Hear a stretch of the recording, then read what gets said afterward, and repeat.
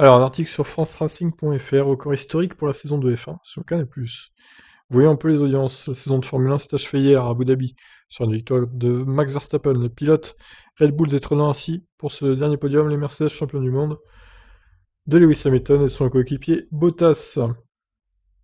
Une nouvelle fois, les téléspectateurs étaient au rendez-vous, avec 1,17 million de téléspectateurs devant leur écran pour suivre ce dernier Grand Prix de la saison.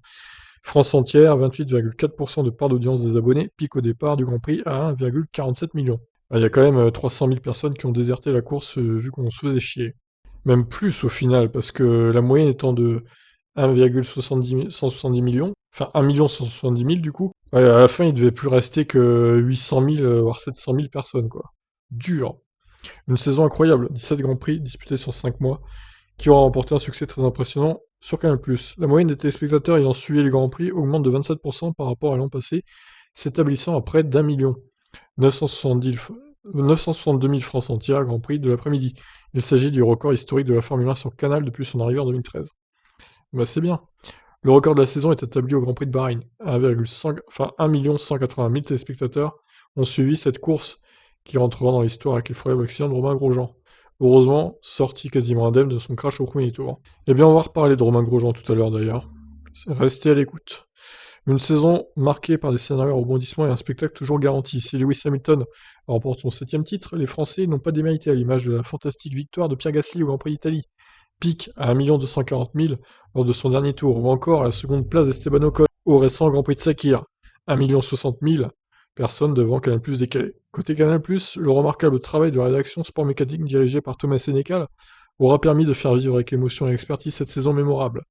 Canal+ aura été l'un des rares médias dans le monde à pouvoir couvrir sur place le championnat du monde de Formule 1, dans un contexte sanitaire entièrement extrêmement strict.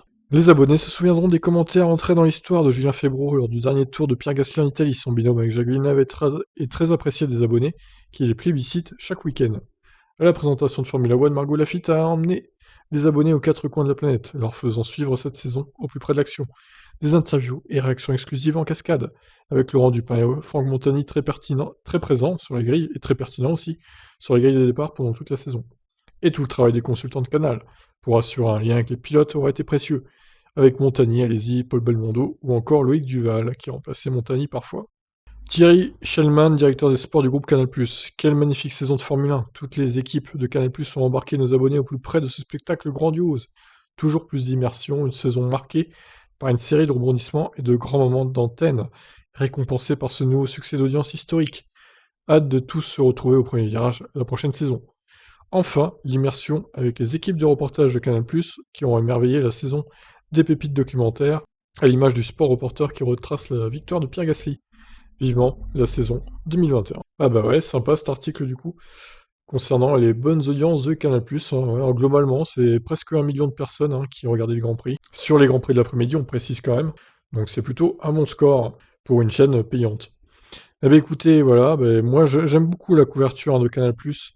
Bon, évidemment, le problème c'est que c'est payant, donc voilà. On va dire qu'il faut se débrouiller pour pouvoir voir les Grands Prix par nous-mêmes si on n'a pas la chaîne. Mais leur couverture était vraiment excellente. Depuis 2013, d'ailleurs, ils font du super boulot. Puis il n'y a pas de coupure pub pendant les Grands Prix, ça c'est vraiment très appréciable par rapport à TF1 à l'époque. Donc super boulot pour la chaîne cryptée. Je vous laisse réagir. Ciao.